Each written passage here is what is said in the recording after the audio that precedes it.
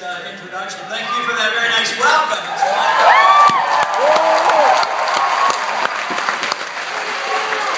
I'd like to introduce my wife, Carol, standing over here.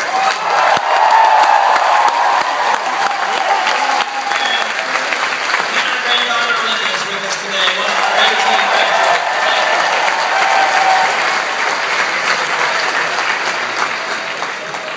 Somebody told me there was a little bit of competition tonight, and maybe nobody would show up. I'm so glad to see you. Thank you.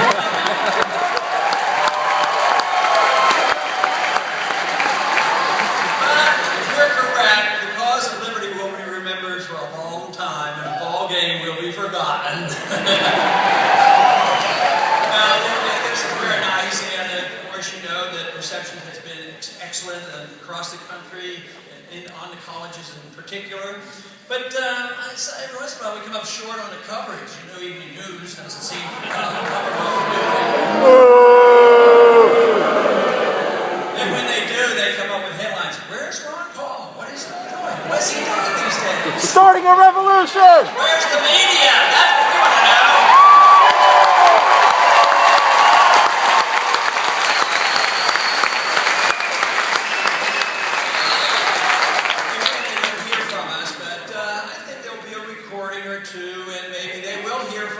Eventually, they must hear from us because we cannot continue what we have today.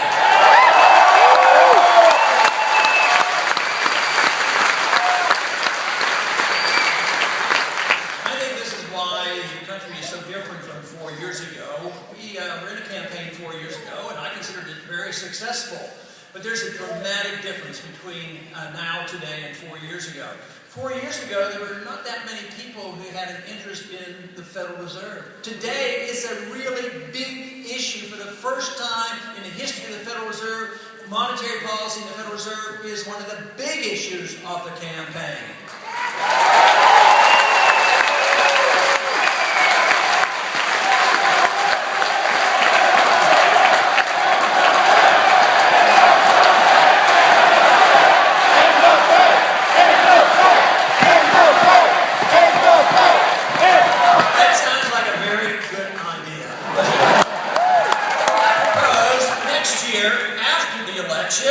We pass a bill that repeals the Federal Reserve Act.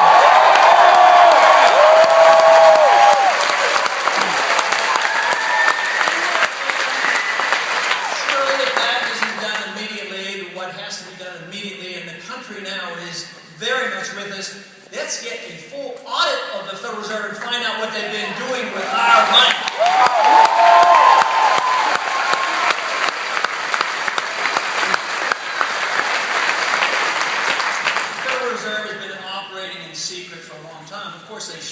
I can understand why they would want to when you find out what they're up to. But they would like to continue to operate in secret because I think they do know deep down in their hearts, the people that are in charge, it's a totally unconstitutional organization. There's no authority in the Constitution for a central bank. And Congress has a responsibility of oversight of those creatures that they bring about. So oversight is a natural thing that we should have. What we need is a lot more transparency of the government and a lot less of the invasion of our privacy.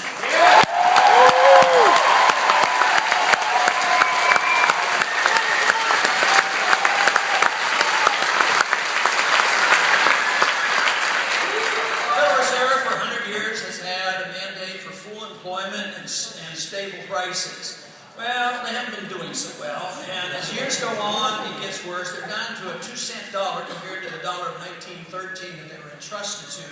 So the unemployment rate, when you look at it honestly, it's closer to 20% than the 7 or 8 or 9% that they claim. There's no such thing that we've experienced for a long, long time with stable prices. So I would give the Federal Reserve a very, very low grade. I would think, I don't know whether it's an F or an F minus, but it's very, very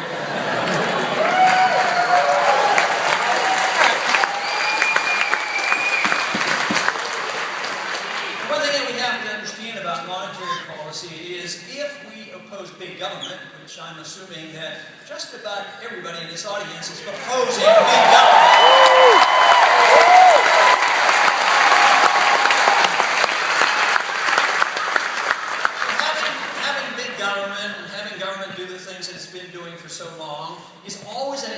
sense of liberty. So if you advocate big government, you always have to sacrifice some portion of our personal liberty.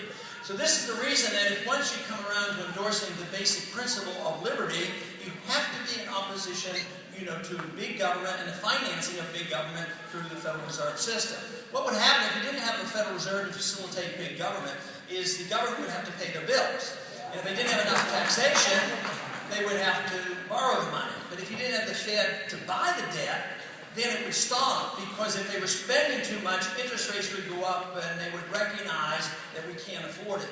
The fact that you can borrow, and we have been sort of given the blessing of a reserve currency, it has allowed this borrowing to go on too long and the inflation to go on too long. But what has happened in these last 4 years is that the attitude has changed. The people are waking up in two areas. The economic crisis has hit.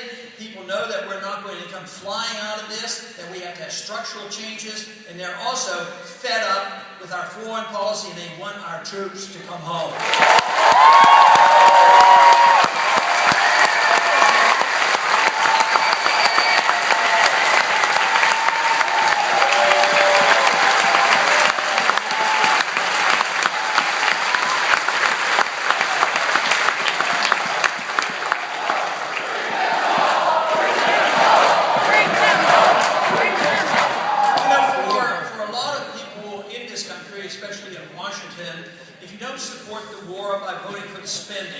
They want to paint you as being un-American, unpatriotic, and not caring about the troops.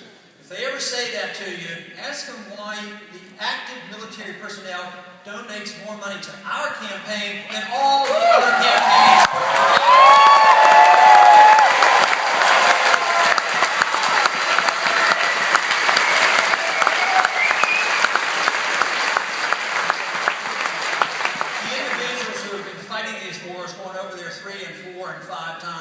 They know what it's like. It's one of the, psychologically, it's one of the most overbearing wars that we have ever been in. Even in World War II, the length of time that our soldiers were exposed to potential immediate danger was very short compared to what's going on now, and you add this up. And it is understandable why so many are coming home. Not only do they have head injuries, but they have this post-traumatic stress syndrome, and it's real, and they're suffering for it. We now have an epidemic of suicide. We're losing more of our military personnel from suicide, from the fighting over there. But it's deeply flawed in foreign policy, getting individuals involved in wars that have not been declared, they're not moral, they're not constitutional, and it doesn't make sense. We don't know why we're there. We don't know why it's in. Why does somebody want to go over there and get shot at and get killed and see no end to it? It's very frustrating, and that is the reason that if we care about our active duty people, if we care about our national defense, if we care about our veterans, we change our foreign policy and defend this country and not be the policeman of the world.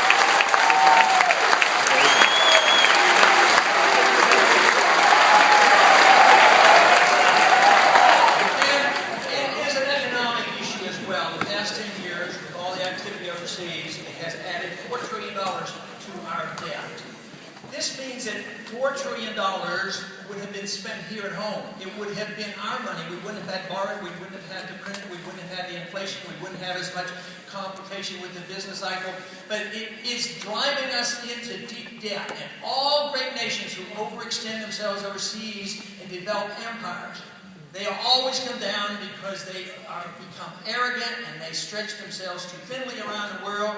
And today, unfortunately, our declaration of war is this declaration of war, of the global war on terror. It has been announced that is every place, any time, in any country, that we have assumed that we have the moral authority to drop missiles and bombs and drones in any country. And believe me, they don't like it. And the other people resent it. and they would like it much better if we promoted our goodness by setting a good example here at home.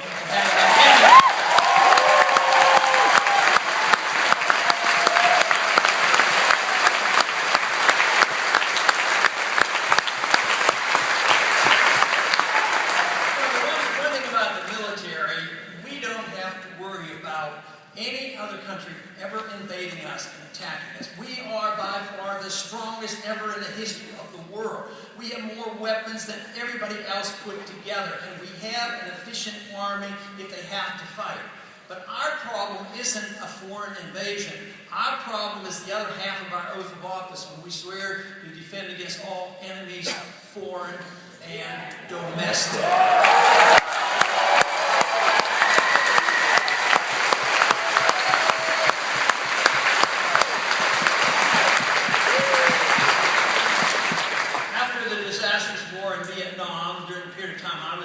I was drafted in 1962 during the Cuban crisis and was in for 5 years. But after the war finally ended in Vietnam, and obviously without victory for us, after losing 60,000 Americans, over 1 million Vietnamese who died, and how many wounded we have, and all the money we spent, which ushered in a whole decade of economic crisis in the 70s. But shortly after the war ended, a colonel for us, an American colonel by the name of Harry Summers, met with Colonel Tu, who was Vietnamese. And they got together and they were talking and they were cleaning up the mess, and these are the rules and we were leaving, this sort of thing. And our colonel said to the Vietnamese colonel and said, you know, you never defeated us once on the battlefield. We always won militarily. And you know, Tu said to him, he says, you are right, but it's irrelevant. Because he did not understand, we didn't understand then, and we don't understand now. We can have a military power, and we can bomb and kill and occupy and pretend we're democratizing these countries. But what is much more important is winning the hearts and the minds of the people. And you can't do that. You can't destroy the ability of people to want to take care of their homeland. The whole idea of a Taliban is not to be anti-American. They're anti-occupiers. We worked with the Taliban when the Soviets were occupying Afghanistan, and now we're on the receiving end of it.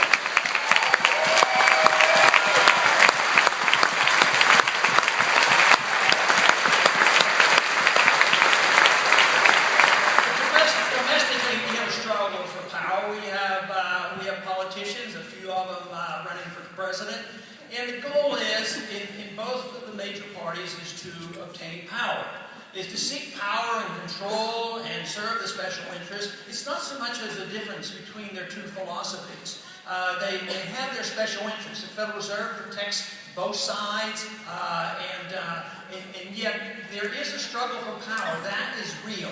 That is a real program going on, and that is what they pretend they're different. But today it's different. It's only about power because there's no welfare. This is the reason why there's no budget resolutions even come to the floor anymore, because there's no money left, and they don't know what to do, and they won't admit it. But I'll tell you what, they're struggling over power, and that's what politics has been about for so long. But guess what? Being involved in the campaign for liberty, in which we are doing, we are winning the hearts and minds of the American people.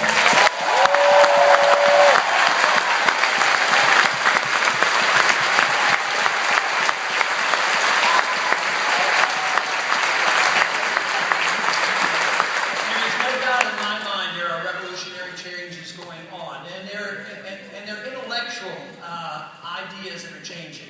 They're not brand new, but they're improved over the ideas that brought our country about. The founders were very understanding of the cause of liberty. They understood that liberty was of one unit, personal liberty and economic liberty.